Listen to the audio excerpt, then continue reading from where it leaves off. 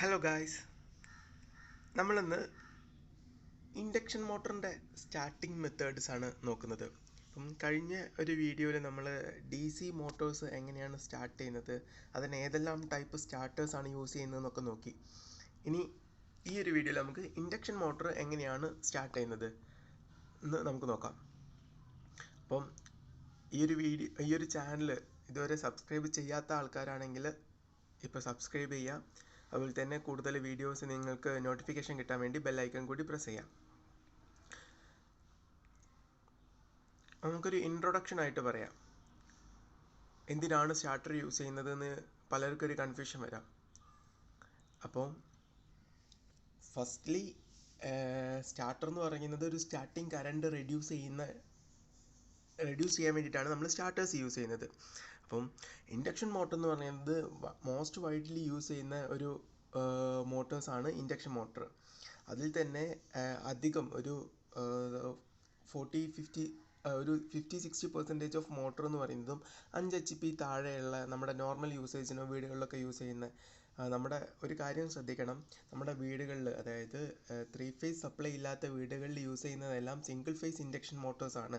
അത് സ്റ്റാർട്ട് ചെയ്യുന്ന മെത്തേഡുകളല്ല ഞാൻ പറയുന്നത് 3 ഫേസ് ഇൻഡക്ഷൻ മോട്ടോർ സ്റ്റാർട്ട് ചെയ്യുന്ന മെത്തേഡുകളാണ്. അതുപോലെ ലൈറ്റ് ഇൻഡസ്ട്രീസിലൊക്കെ യൂസ് ചെയ്യുന്ന മോട്ടോഴ്സൊക്കെ ഡയറക്റ്റ് ഓൺലൈൻ സ്റ്റാർട്ടർ എന്ന് പറഞ്ഞിട്ട്, അതായത് യാതൊരു തരത്തിലുള്ള സ്റ്റാർട്ടിങ് കറണ്ട് റെഡ്യൂസ് ചെയ്യാനുള്ള ഡിവൈസുകളില്ലാത്ത, അതായത് യാതൊരു തരത്തിലും സ്റ്റാർട്ടിങ് കറണ്ടിനെ റെഡ്യൂസ് ചെയ്യാൻ മെത്തേഡുകളില്ലാതെ ഡയറക്റ്റായിട്ട് സ്റ്റാർട്ട് ചെയ്യുക. കാരണം അത്തരം മോട്ടറുകൾ, അതായത് 5 HP താഴെയൊക്കെയുള്ള മോട്ടർ സ്റ്റാർട്ട് ചെയ്യുന്ന സമയത്ത് വരുന്ന കറണ്ട് എന്ന് പറയുന്നത് അത്ര ഹൈ അല്ല എന്നത് മാത്രമാണ്, അത്ര ഹൈ അല്ല എന്നുള്ളത് കൊണ്ട് മാത്രമാണ് നമ്മൾ ഡയറക്റ്റ് ഓൺലൈൻ സ്റ്റാർട്ടേഴ്സ് യൂസ് ചെയ്യുന്നത്. പക്ഷേ വലിയ മോട്ടോഴ്സ്, അതായത് ഹെവി, ഇപ്പോൾ ഒരു 10, ഞാൻ പറഞ്ഞു 5 HP താഴെയുള്ള മോട്ടറെന്ന്. അപ്പോൾ എന്തുകൊണ്ട് 5 HP മുകളിലുള്ള മോട്ടർ? ഇപ്പം 5 HP മുകളിലുള്ള മോട്ടർ 5, 10, 15 അങ്ങനെ ഒരുപാട് പല ഇൻഡസ്ട്രിയൽ അപ്ലിക്കേഷൻസിനും യൂസ് ചെയ്യുന്ന മോട്ടർ ചിലപ്പോൾ 200 HP ഉണ്ടായിരിക്കാം, 280 HP ഉണ്ടായിരിക്കാം, 500 HP ഒക്കെ ഉണ്ടായിരിക്കാം.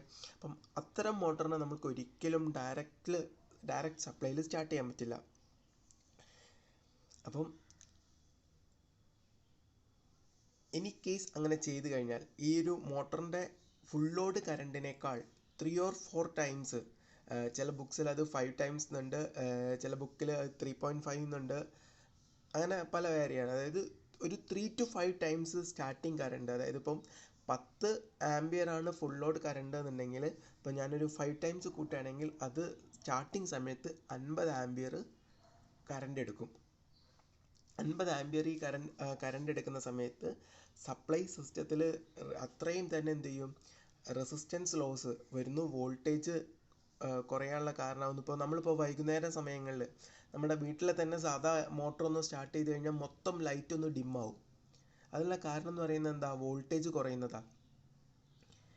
അപ്പം ഇതുപോലെ അത് ചെറിയൊരു വേരിയേഷനെ നമുക്ക് അറിയുന്നുള്ളൂ. അപ്പോൾ അത്രയും അതിനേക്കാൾ മാറി ഒരു 200 HP ഒക്കെ മോട്ടർ അങ്ങനെ സ്റ്റാർട്ട് ചെയ്യുന്ന സമയത്ത് വലിയൊരു വോൾട്ടേജ് ഡിസ്റ്റർബൻസ് ആണ് അതിൽ വരാൻ പോകുന്നത്.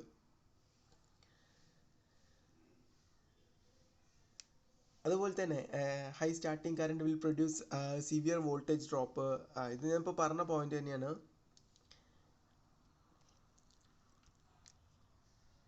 സോ ഈ ഒരു സ്റ്റാർട്ടിങ് കറണ്ടിൻ്റെ സർജ് ലിമിറ്റ് ചെയ്യാനും, അതുപോലെ തന്നെ മറ്റ് ലൈനുമായിട്ട് കണക്ട് ചെയ്തിട്ടുള്ള ഡിവൈസുകൾക്ക് യാതൊരു തരത്തിലുള്ള ഡിസ്റ്റർബൻസ് ഇല്ലാതിരിക്കാനും ഉള്ള ആവശ്യങ്ങൾക്ക് വേണ്ടിയിട്ടാണ് നമ്മൾ എന്ത് ചെയ്യുന്നത്, സ്റ്റാർട്ടേഴ്സ് യൂസ് ചെയ്യുന്നത്.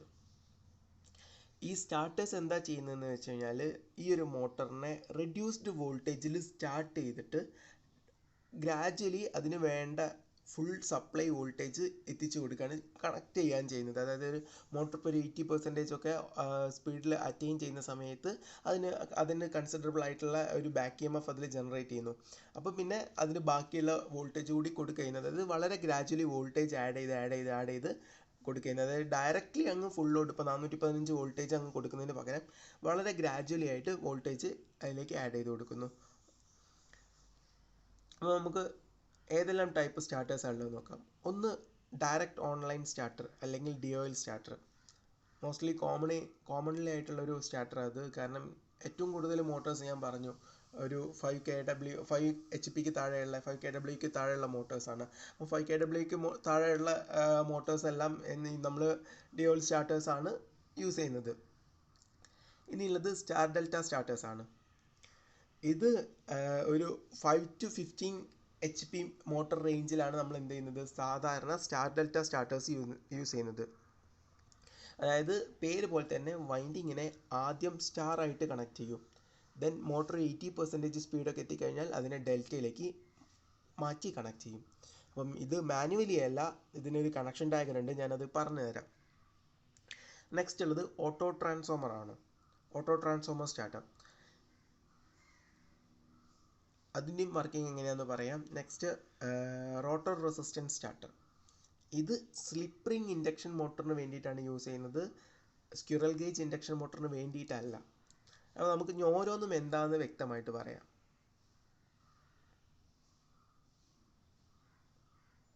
First direct online starter.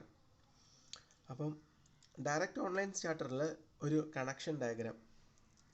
ഇതിൽ റൈറ്റ് സൈഡ് ടോപ്പിൽ L1 L2 L3 ഇതാണ് നമ്മുടെ സപ്ലൈ സൈഡിൽ നിന്ന് വരുന്ന വോൾട്ടേജ് ലൈന്. സപ്ലൈ സൈഡിൽ നിന്ന് വരുന്ന 3 ലൈൻ 3 ഫേസ് ലൈനുകളാണ് കാണിക്കുന്നത്, L1 L2 L3 അല്ലെങ്കിൽ RYB.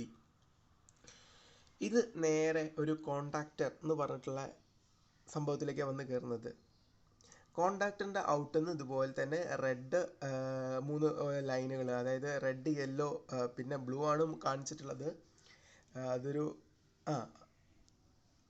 ആ 3 ലൈനുകൾ നേരെ വരുന്നത് തെർമൽ ഓവർലോഡ് റിലേ എന്ന് പറഞ്ഞിട്ടുള്ള ഡിവൈസിലേക്കാണ്. അതായത് മോട്ടോർ ഇപ്പം ഓവർ കറണ്ട് എടുക്കുകയാണെങ്കിൽ ഇതിനകത്തൊരു ബൈമെറ്റാലിക് സ്ട്രിപ്പ് ഉണ്ടായിരിക്കും.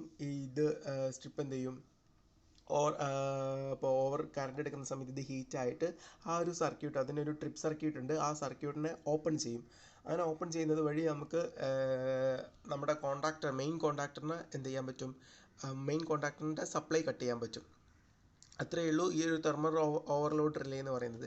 ദെൻ അതിൽ നിന്ന് നേരെ നമ്മുടെ മോട്ടറിലേക്കാണ് സപ്ലൈ പോകുന്നത്.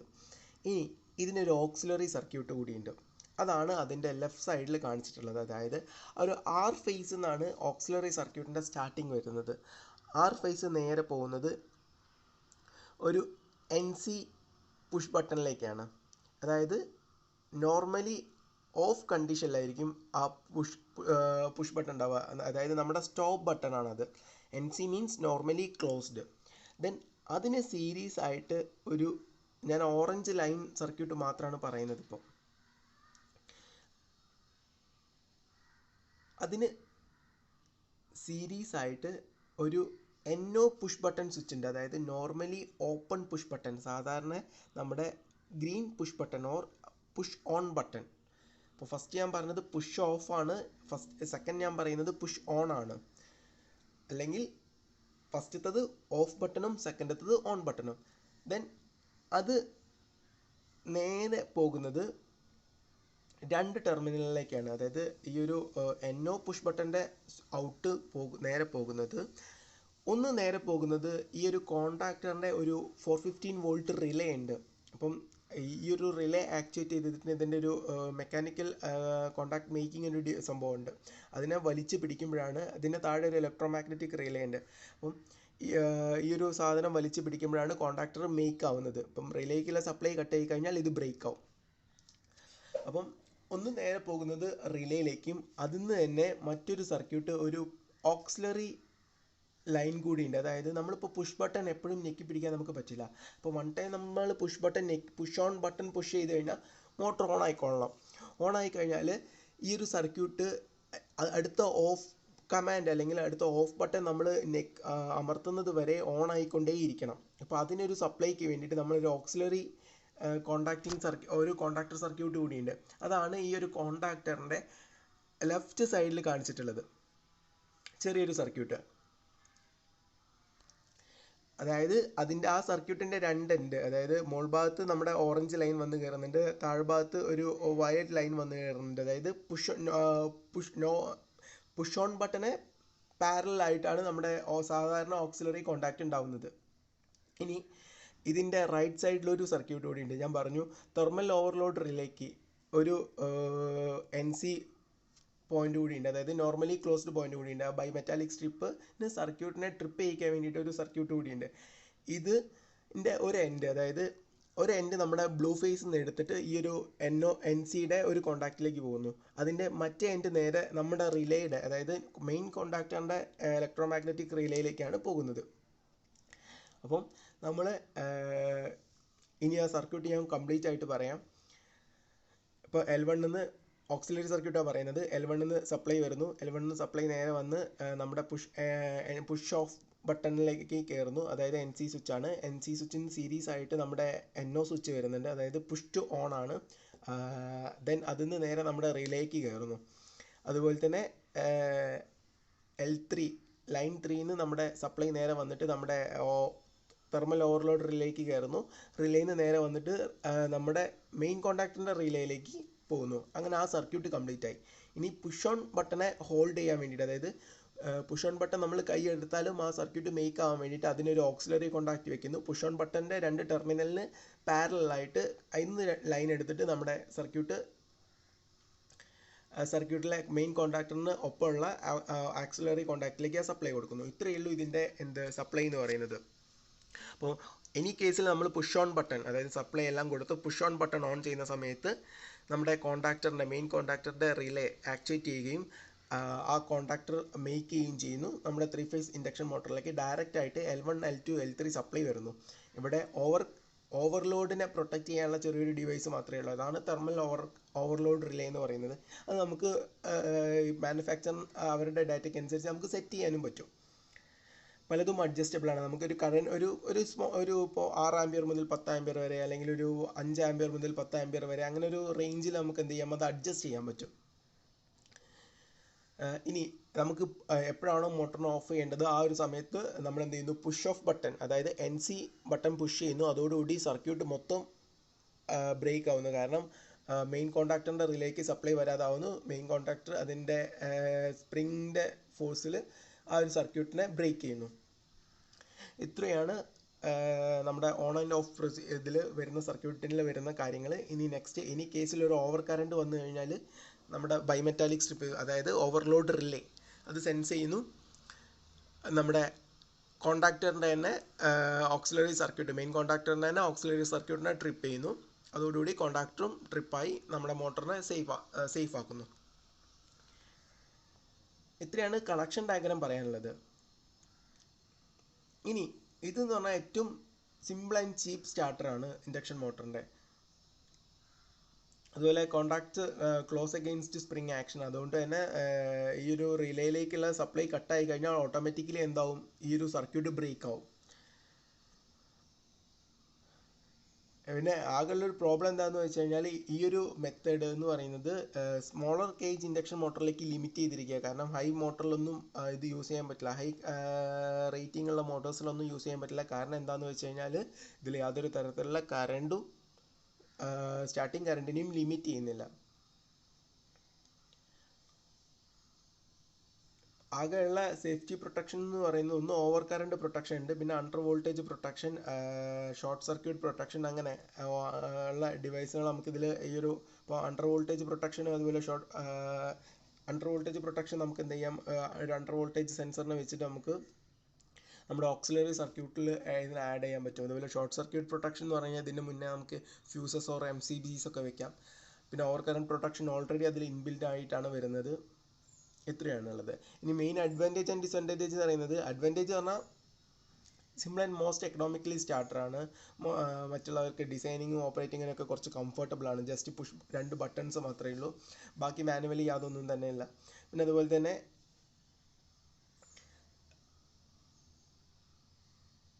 സ്റ്റാർട്ടിങ് സമയത്ത് തന്നെ മോട്ടറിന് ഫുൾ സ്റ്റാർട്ടിങ് ടോർക്ക് എടുക്കാനുള്ളൊരു ഇത് വരുന്നുണ്ട്. കാരണം നമ്മൾ ഡയറക്റ്റ് ആയിട്ട് സപ്ലൈ അങ്ങ് കൊടുക്കുക ചെയ്യുന്നത്.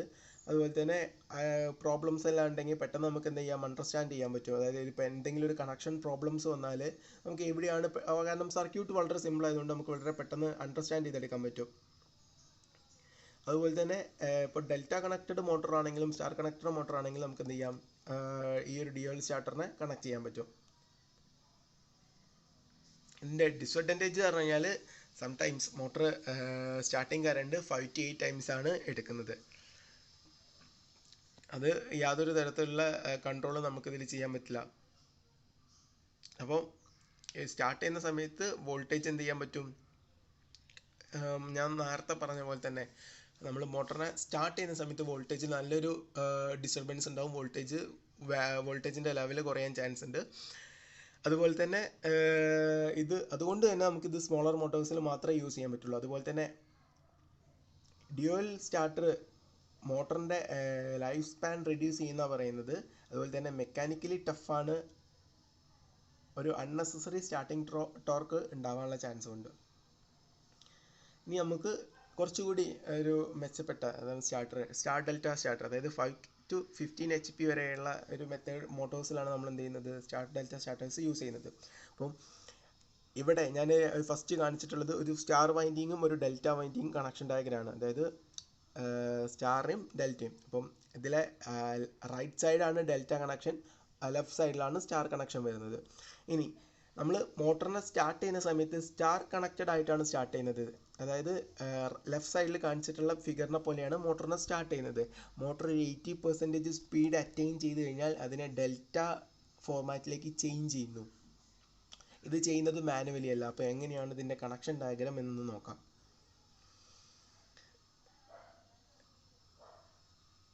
ഈ സർക്യൂട്ട് കണ്ടിട്ട് അത്ര വലിയ പേടിയൊന്നും തോന്നണ്ട, വളരെ സിമ്പിളായിട്ട് ഞാൻ പറഞ്ഞുതരാം. നമ്മൾ നേരത്തെ കഴിഞ്ഞ സർക്യൂട്ടിൽ ഒറ്റ കോണ്ടാക്ടർ, മെയിൻ കോണ്ടാക്ടറിനെയാണ് പറഞ്ഞത്. ഇവിടെ അത് 3 എണ്ണം ഉണ്ടെന്ന് മാത്രം. KM3, KM2, KM1 അതാണ് മെയിൻ 3 കോണ്ടാക്ടർ ഉള്ളത്.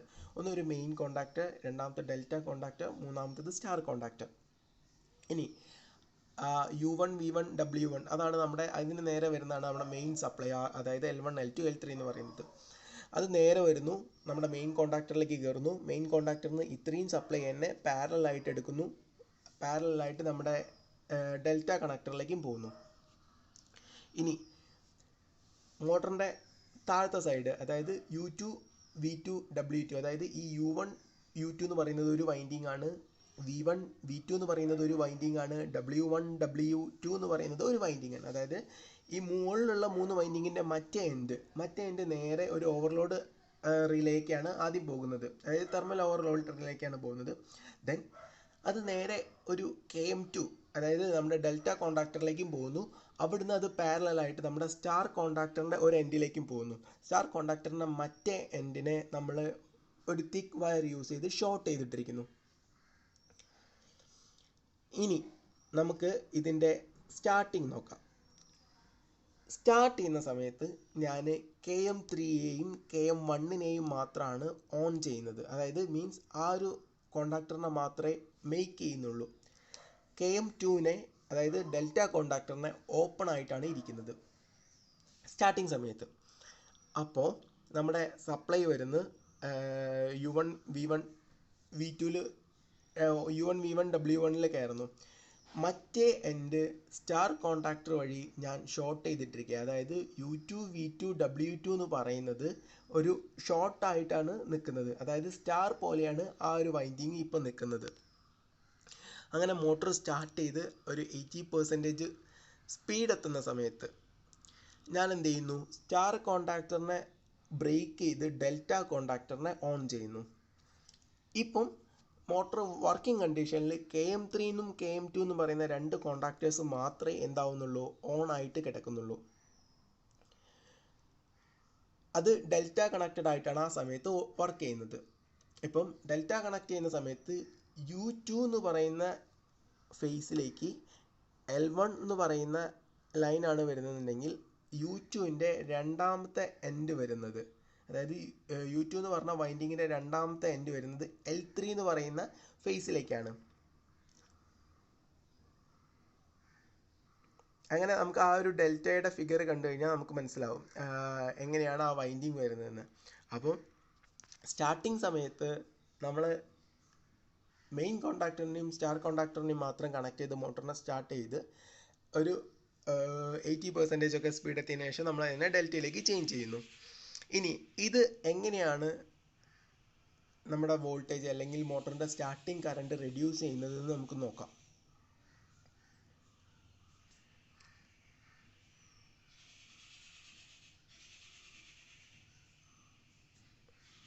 ഞാൻ പറഞ്ഞ ഇത്രയും കാര്യങ്ങൾ തന്നെയാണ് ഇപ്പോൾ ഇവിടെ പറഞ്ഞിട്ടുള്ളത്. അപ്പം ഇതിൽ 1/3 ടൈംസ് ഓഫ് സ്റ്റാർട്ടിംഗ് കറണ്ട് ആണ് റെഡ്യൂസ് ചെയ്യുന്നതെന്നാണ് പറയുന്നത്. അതുപോലെ തന്നെ starting torque developed in star is 1/2 that was in starting in delta. അപ്പോൾ നമുക്കിതിൻ്റെ വാല്യൂസിലേക്ക് നോക്കാം, എങ്ങനെയാണ് ഈ ഒരു മോട്ടർ സ്റ്റാർട്ടിംഗ് കറണ്ട് റെഡ്യൂസ് ചെയ്യുന്നതെന്ന് നോക്കാം. അതായത് IL എന്ന് പറയുന്നത് ലൈൻ കറണ്ടാണ്, IP എന്ന് പറയുന്നത് ഫേസ് കറണ്ടാണ്. ദെൻ Z എന്ന് പറയുന്നത് ഇമ്പിഡൻസ് പെർ ഫേസ് ആണ്, അതായത് നമ്മുടെ വൈൻഡിങ്ങിൻ്റെ impedance per phase at stand still condition. ഇനി ILD എന്ന് പറയുന്നത് ഡെൽറ്റ കണക്റ്റഡ് ആണ്, അതായത് ലൈൻ കറണ്ട് ഡെൽറ്റ കണക്റ്റഡ് ആവുന്ന സമയത്തുള്ള ലൈൻ കറണ്ട് അതെന്ന് പറയുന്നത് എന്താ, √3 ഇൻറ്റു IPD ആണ്. അതായത് ഡെൽറ്റ കണക്റ്റഡ് ആയിട്ടുള്ള സമയത്തുള്ള ഫേസ് കറണ്ടിൻ്റെ √3 ടൈംസ് ആണ് നമ്മുടെ ഡെൽറ്റ കണക്റ്റഡ് ആയിട്ടുള്ള സമയത്തുള്ള ലൈൻ ഫേസ്. അതായത് IL ഈക്വൽ ടു √3 IP, അതേ സെയിം സാധനം തന്നെ. ഇനി വൈൻഡിങ് കറണ്ട് പെർ ഫേസ് എന്ന് പറയുന്നത് എന്താ, IPD is equal to VL divide by Z ആണ്.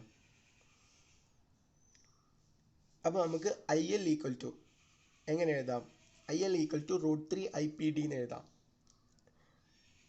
ഇതിൽ IPD നമുക്ക് മാറ്റി നമ്മൾ മുകളിൽ കണ്ടുപിടിച്ച് എന്തുണ്ട്, VL ബൈ Z എന്ന് എഴുതാം. അതായത് IL equal to √3 VL by Z എന്ന് എഴുതാം. ഇനി നമ്മൾ എന്ത് ചെയ്യുന്നു, സ്റ്റാർ കണക്ട് ചെയ്ത സമയത്തും ഡെൽറ്റ കണക്ട് ചെയ്ത സമയത്തുള്ള കറണ്ടിനെ കമ്പയർ ചെയ്യാണ്. അങ്ങനെയാണെങ്കിൽ ILD ഈക്വൽ ടു ILS എന്ന് പറഞ്ഞാൽ സ്റ്റാർ കണക്റ്റഡ് സമയത്തുള്ള കറണ്ട്. ഇതിനെ രണ്ടിനും തമ്മിൽ നമ്മൾ കമ്പയർ ചെയ്യുന്ന സമയത്ത് നമുക്ക് ILS ഈക്വൽ ടു 1/3 ILD എന്ന് കിട്ടും. അതായത് മോട്ടർ സ്റ്റാർട്ട് ചെയ്യുന്ന സമയത്ത് ഡെൽറ്റയിൽ എടുക്കുന്ന കറണ്ടിനേക്കാൾ 1/3 ടൈംസ് കുറവാണ് എടുക്കുന്നതെന്ന് സ്റ്റാർ കണക്റ്റഡ് ചെയ്യുന്ന സമയത്ത് എടുക്കുന്ന കറണ്ട് എന്ന് മനസ്സിലാക്കാൻ പറ്റും.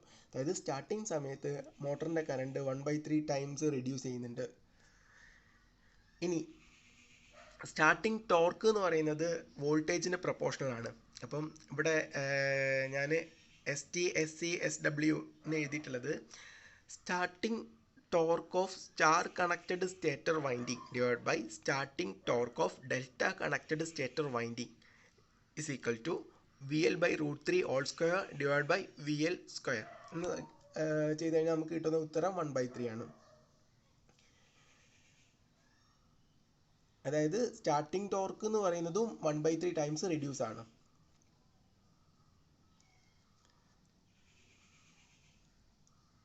നമ്മുടെ ഈ ഒരു star connected star delta starter എന്ന് പറയുന്നത് നമ്മുടെ ഒരു ഓട്ടോ ട്രാൻസ്ഫോമർ വിത്ത് 57.7% ടാപ്പിങ്ങിന് ഈക്വൽ ആണ്. അപ്പം ഈ ഒരു കാര്യം കൂടി നോട്ട് ചെയ്ത് വെക്കുക. ഇതിൻ്റെ അഡ്വാൻറ്റേജ് എന്ന് പറയുന്നത് മറ്റുള്ളതിനേക്കാൾ കുറച്ചും കൂടി നോക്കുന്ന സമയത്ത് ഇൻഎക്സ്പെൻസീവ് ആണ്. ഒരു ഹീറ്റോ അങ്ങനത്തെ ടാപ്പിങ്സോ അങ്ങനത്തെ കാര്യങ്ങളൊന്നുമില്ല. മാത്രമല്ല എഫിഷ്യൻസി ഇൻക്രീസ് ആണ്. അതുപോലെ തന്നെ സ്റ്റാർട്ടിങ് കറണ്ട് 1/3 ടൈംസ് റെഡ്യൂസ് ചെയ്യുന്നുണ്ട്.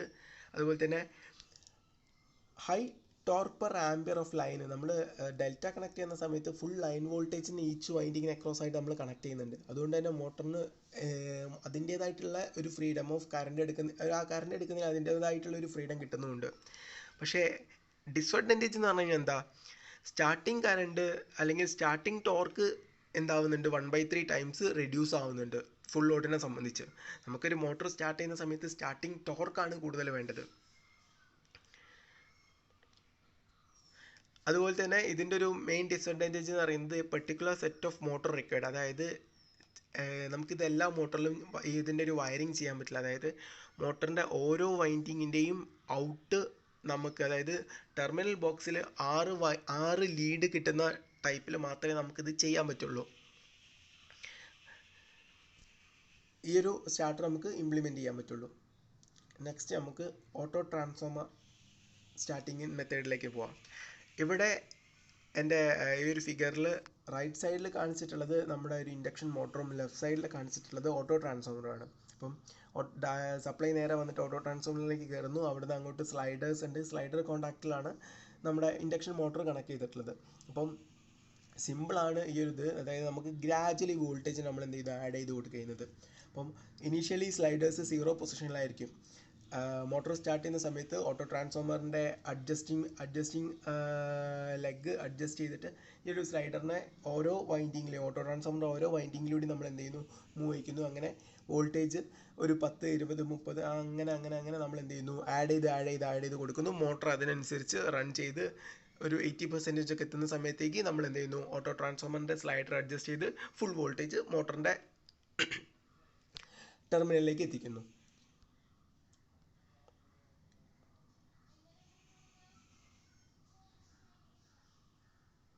അപ്പം ഈ ഒരു മെത്തേഡ് വഴി നമുക്ക് മോട്ടറിൻ്റെ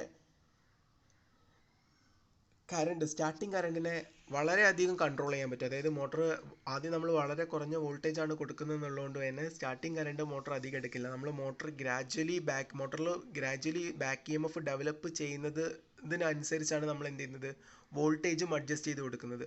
അതുകൊണ്ട് തന്നെ നമുക്ക് സ്റ്റാർട്ടിങ് കറണ്ടിനെ നല്ലൊരു വാല്യൂ കൺട്രോൾ ചെയ്യാൻ പറ്റും. ഒപ്പം തന്നെ ഒരു പ്രോബ്ലം എന്താണെന്ന് വെച്ച് കഴിഞ്ഞാൽ ഇതിൻ്റെ സ്റ്റാർട്ടിങ് ടോർക്കും കുറച്ച് കുറയും. അതുപോലെ ലാർജ് ഇൻഡസ്ട്രീസിൽ വലിയ ലാർജ് മോട്ടോഴ്സിനൊക്കെ ഈ ഒരു ടൈപ്പ് ഓഫ് മെത്തേഡാണ് നമ്മൾ യൂസ് ചെയ്യുന്നത്. മാത്രമല്ല ഇത് കുറച്ച് എക്സ്പെൻസീവും കൂടിയാണ്.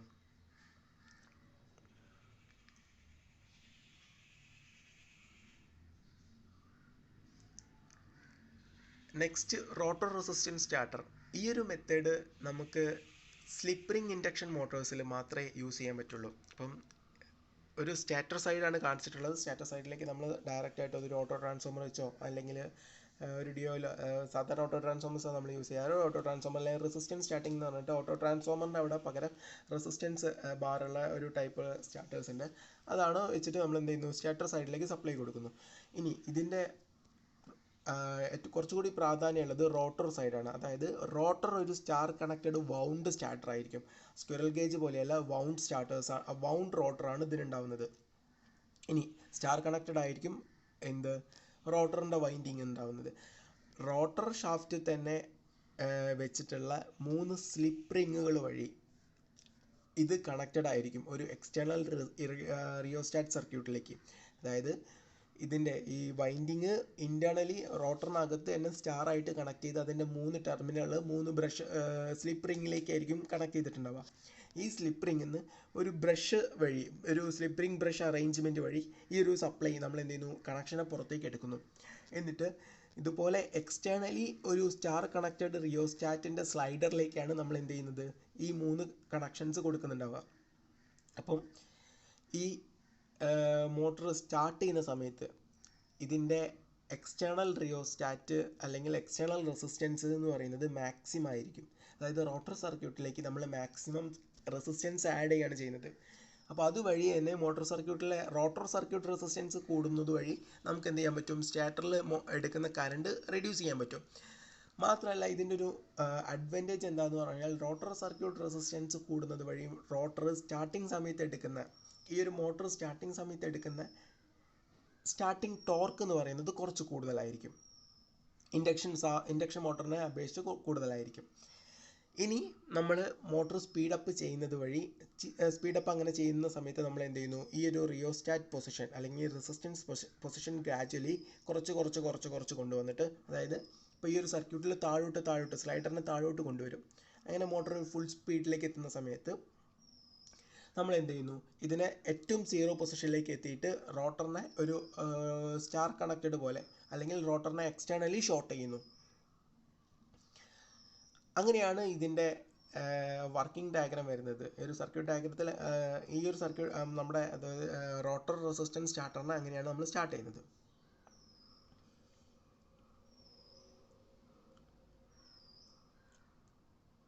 ഇതിൻ്റെ ഏറ്റവും വലിയൊരു അഡ്വാൻറ്റേജ് എന്ന് പറയുന്നത് നമുക്ക് ഹൈ ടോർക്ക് വളരെ കുറഞ്ഞ സ്പീഡിൽ നമുക്ക് ഹൈ ടോർക്ക് എന്ത് ചെയ്യാം, ഡെവലപ്പ് ചെയ്തെടുക്കാൻ പറ്റും.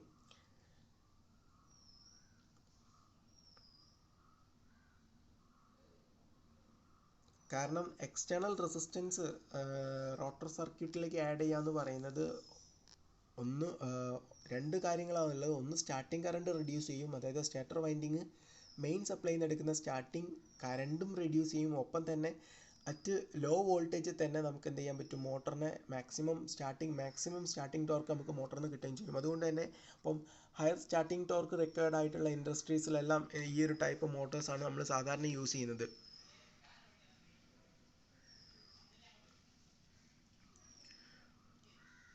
ഈ ഒരു ടൈപ്പ് ഓഫ് സ്റ്റാർട്ടറിനുള്ള ആകൊരു ഡിസഡ്വാൻറ്റേജ് എന്ന് പറയുന്നത്, ഈ ഒരു ടൈപ്പ് ഓഫ് സ്റ്റാർട്ടേഴ്സ് നമുക്ക് സ്ലിപ്പ് റിംഗ് ഇൻഡക്ഷൻ മോട്ടറോ വൗണ്ട് റോട്ടർ മോട്ടറിൽ മാത്രമേ യൂസ് ചെയ്യാൻ പറ്റുള്ളൂ എന്ന് മാത്രമാണ്.